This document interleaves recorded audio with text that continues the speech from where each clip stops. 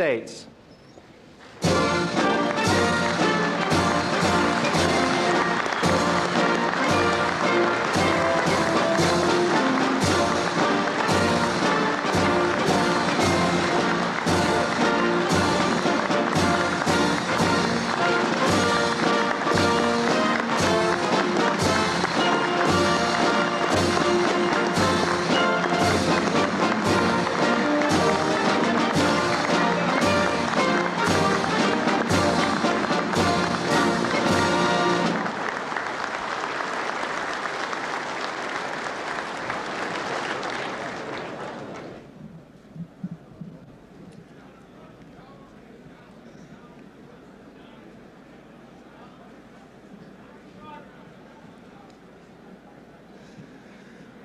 Okay. This afternoon's first speaker is someone whom most of us are meeting for only the first time, and yet he needs no introduction to anyone. This is President Reagan's first speech to a major labor group, and the building and construction trades are extremely proud and fortunate that he found time enough in his busy schedule to be with us. Indeed, we hope that this is only the first of many occasions on which we can work as partners together. We look forward to cooperating with the President and his administration over the next 4 years on various complicated issues affecting the lives of all working Americans. The President faces a series of extraordinary circumstances at home and abroad. And in his first few months in office, we wish him the best of luck in coping with these difficult problems, and we offer him our hand to assist in whatever way possible. On behalf of the Building Construction Trades Department, it is my distinct honor and pleasure to welcome the 40th President of the United States, Ronald Wilson Reagan. Mr. President.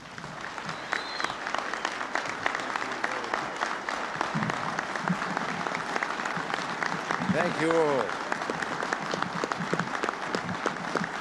Thank you.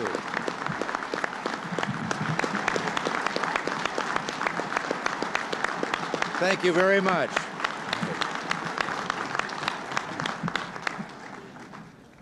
Thank you very much. Mr. President, Reverend clergy, gentlemen here in the dais, and you ladies and gentlemen, there's been a lot of talk in the last several weeks here in Washington about communication, the need to communicate. And I have a story that I haven't told for a long time, but somehow it's been brought back to me since I've been here, about communication and some of the basic rules of communication. It was told to me the first time by Danny Villanueva, who used to place kick for the Los Angeles Rams and then later became a sports announcer. And Danny told me that one night, as a sports announcer, he was having a young ball player with the Los Angeles Dodgers over to the house for dinner, and the young wife was bustling about getting the dinner ready while he and the ball player were talking sports, and the baby started to cry. And over her shoulder, the wife said to her husband, "Change the baby." And this young ball player was embarrassed in front of Danny, and he said to his wife, "What do you mean, change the baby? I'm a ball player. That's not my line of work." And she turned around, put her hands on her hips, and she communicated. She said, "Look, Buster, you lay the diaper out like a diamond, you put second base on home plate, put the baby's bottom on the pitcher's mound, hook up first and third, slide home underneath, and if it starts to rain, the game ain't called, you start all over again."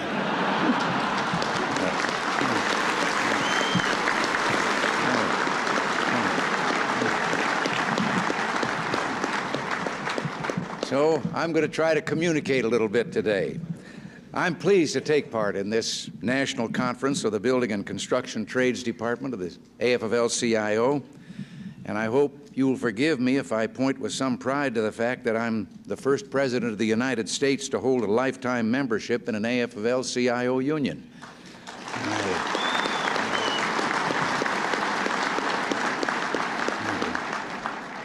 Mr. President, I'm very grateful for your words about cooperation.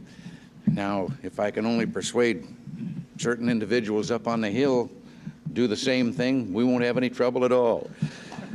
But members of your organization have played and do play a great part in the building of America. They also are an important part of the industry in which my union plays a part.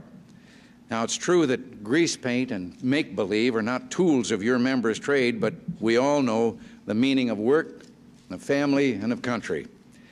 For 2 decades or more, I participated in renegotiating our basic contract when it came renewal time.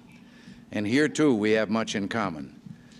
Sitting at the negotiating table, we were guided by 3 principles in our demands. Is it good for our people? Is it fair to the other fella and to the customer? And is it good for the industry? Samuel Gompers, who founded the American Federation of Labor and who literally gave his life to that cause, said, "Doing for people what they can and ought to do for themselves is a dangerous experiment. In the last analysis, the welfare of the workers depends upon their own initiative. Whatever is done under the guise of philanthropy or social morality, which in any way lessens initiative, is the greatest crime that can be committed against the toilers. Let social busybodies and professional public morals experts in their fads reflect upon the perils they rashly invite under the pretense of social welfare." Samuel Gompers was repudiating the socialist philosophy when he made that statement. No one worked harder to get or believed more in a fair shake for the people whose sweat is the fuel of our country. But he didn't believe that this should or could come from government compulsion. America depends on the work of labor, and the economy we build should reward and encourage that labor as our hope for the future. We've strayed far from the path that was charted by this man who believed so much in the freedom and dignity of the worker. We are in today's economic mess precisely because our leaders have forgotten that we built this great nation on rewarding the work ethic instead of punishing it. We've gone astray from first principles. We've lost sight of the rule that individual freedom and ingenuity are at the very core of everything that we've accomplished.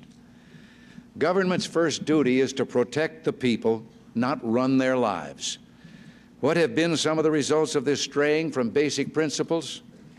Well, for one, violent crime has surged 10%, making neighborhood streets unsafe and families fearful in their homes.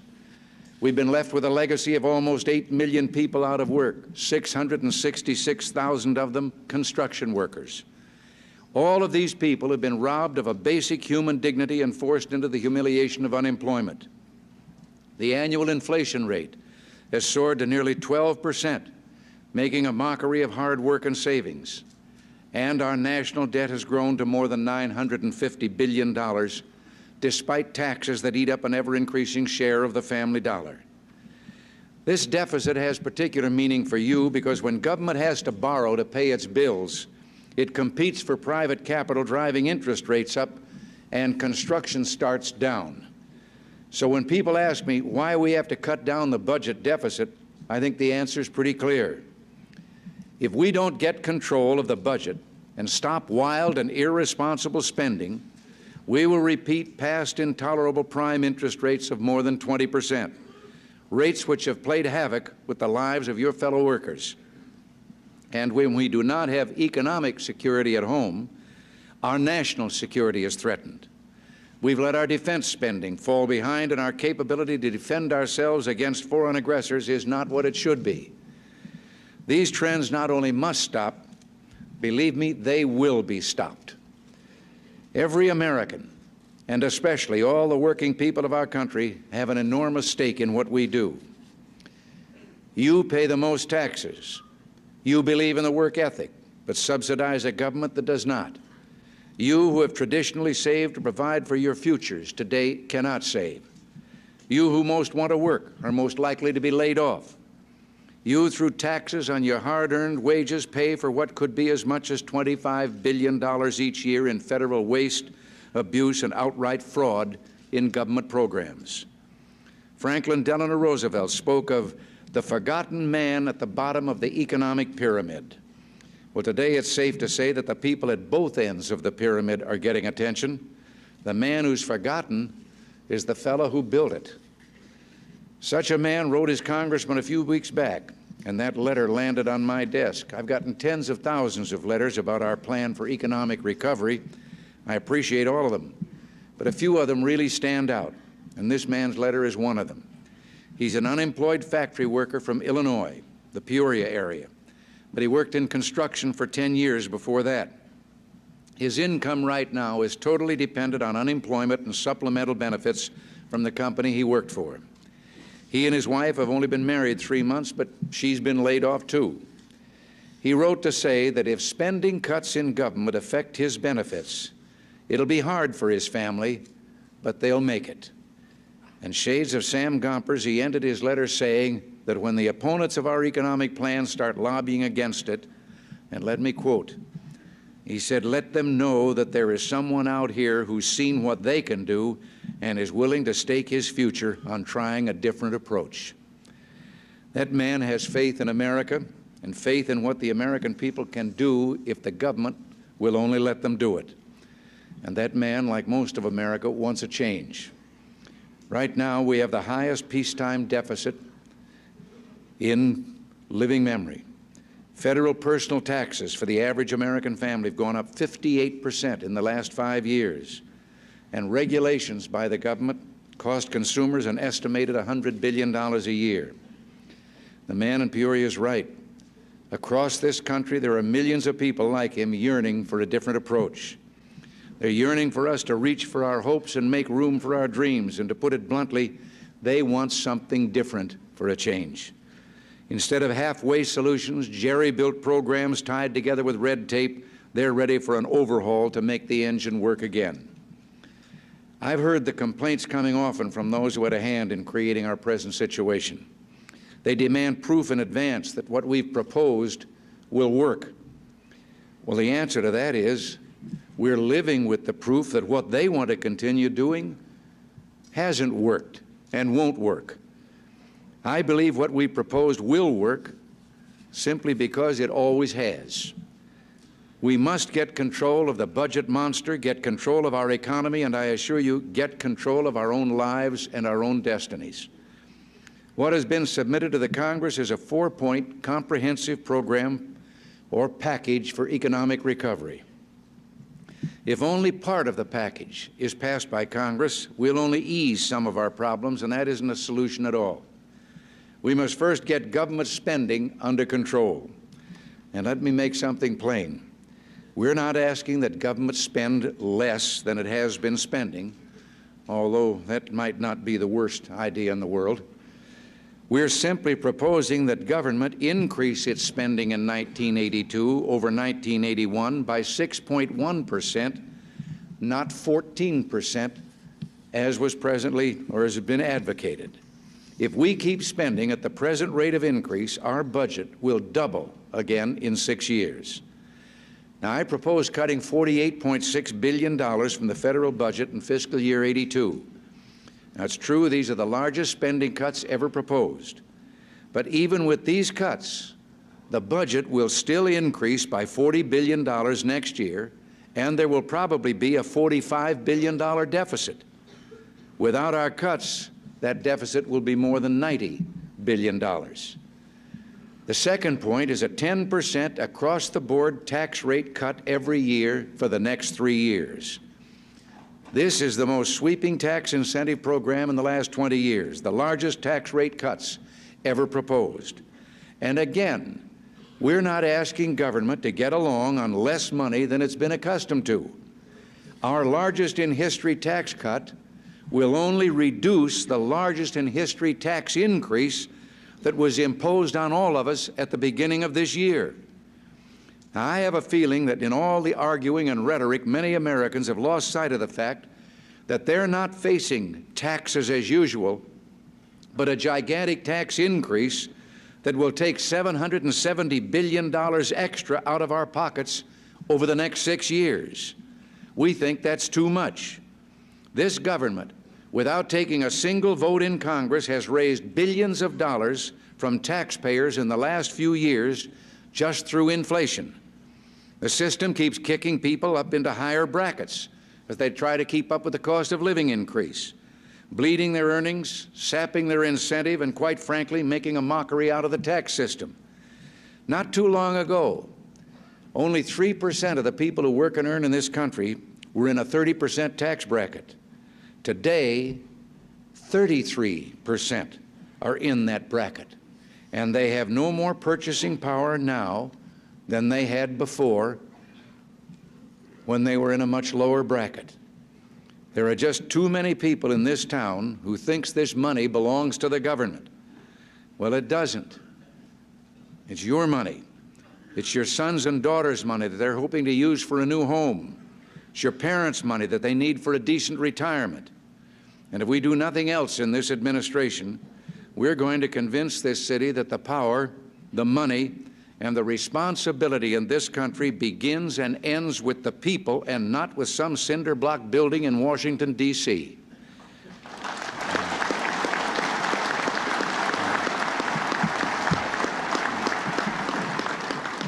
The third measure we've called for is elimination of excessive regulation. Now, I know you have no experience with regulation. Over-regulation affects every industry. But many of you know people who are out of work because of the way it affects yours. It's estimated that total regulations have added as much as 20% to the cost of a home. Indeed, I've seen the figure more recently put at 22% is the cost. I've told before, I have a neighbor out in my neighborhood in California was building his own home, and he got so fed up with all the paperwork and the regulations required that he pasted them all together into one strip of paper, put up 2 poles in front of the half-finished house, and strung them up across there. The strip of paper was 250 feet long. And finally, we're determined to work with the Federal Reserve Board to develop a monetary policy consistent with the economic program designed to stabilize the money supply, reduce inflation, and allow interest rates to come down. People who hold down jobs in the building trades probably understand better than anyone. Well, that is better than anyone except someone who's just lost his job in the building trade. The need for a stable monetary policy. Fewer than 1 in 11 American families can afford to buy a new home. Housing starts are down by 36% from what they were in 1978. Mortgage rates for this year are average 13.5%, although I'm told in some parts of the country they're currently running in excess of 15%. The main source of strength in this fight is going to be the people themselves. The idea is to unleash the American worker, encourage the American investor, and let each of us produce more to make a better life for all. After all, why should we pay for some luxuries that are not truly essential to our well-being, pay by way of a subsidy when the man and his wife in Peoria are out of work? Why should we subsidize increased production of some things that we already have in surplus? And why should we go in debt to pay for school lunches for children of upper-income families when borrowing by government may cost you your job? We not only shouldn't do those things, we no longer can afford to do them. We'll continue to fulfill our obligations to those who must depend on the rest of us. Those who are deserving can rest assured that they'll not be cut adrift. But the rest of us will feel the impact of the budget cuts which have been distributed through the economy as evenly as possible. There is one area, however, where we must spend more, and that is for our national defense. And don't get me wrong, Cap Weinberger, Secretary of Defense, has shown me programs in his department where we can and will realize substantial savings. We'll cut $2.9 billion in next year's budget alone, and the cuts will accumulate to more than $28 billion by 1986 in the Defense Department. But those savings will be applied to the necessary things we must do, thus reducing the amount of additional spending that we'll need. Since 1970, the Soviet Union has undergone a massive military buildup, far outstripping any need for defense. They've spent $300 billion more than we have for military forces, resulting in a significant numerical advantage in strategic nuclear delivery systems, tactical aircraft, submarines, artillery, and anti-aircraft defense. And to allow this defense or this imbalance to continue is a threat to our national security. It's my duty as President and all of our responsibility as citizens to keep this country strong enough to remain free.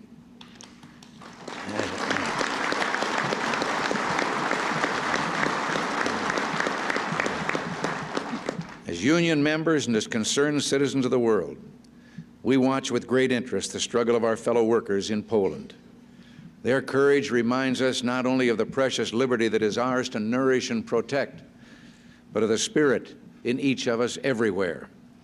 The Polish workers stand as sentinels on behalf of universal human principles, and they remind us that on this good earth, the people will always prevail. They serve to show us how trust and unity keep alive the very purpose of our existence. And they remind us that man's work is not only directed at providing physical sustenance, but that the toil of men and women everywhere must also have the goal of feeding the spirit of freedom. As we work to solve our economic problems, let us tap that well of human spirit. We'll find more than strength of numbers and strength of resources. We'll find strength of individual determination. We may even find strength in mutual trust. For too many years now, we've trusted numbers and computers. We've trusted balance sheets, organization charts, policies, and systems. We've placed trust in rules, regulations, and government. Government dictates. Well, I think it's about time that we placed trust in ourselves. I'm here today because I salute what you've done for America. In your work, you build. In your personal lives, you sustain the core of family and neighborhood. In your faith, you sustain our religious principles. And with your strong patriotism, you're the bulwark which supports an America second to none in the world.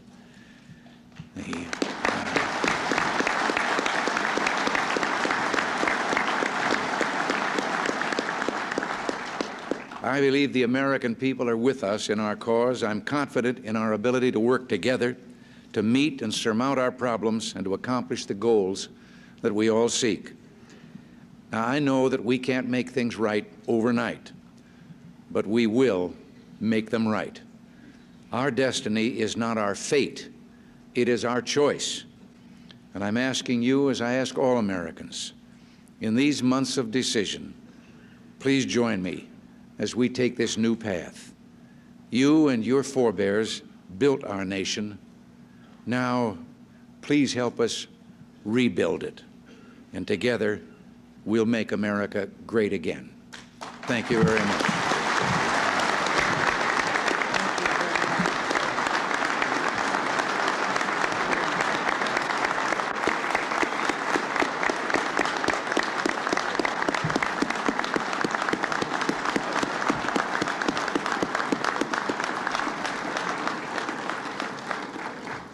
Mr. President, again, on behalf of about 5,000 representatives here of 4.5 million workers in this country, we thank you very much for coming and spending this time with us.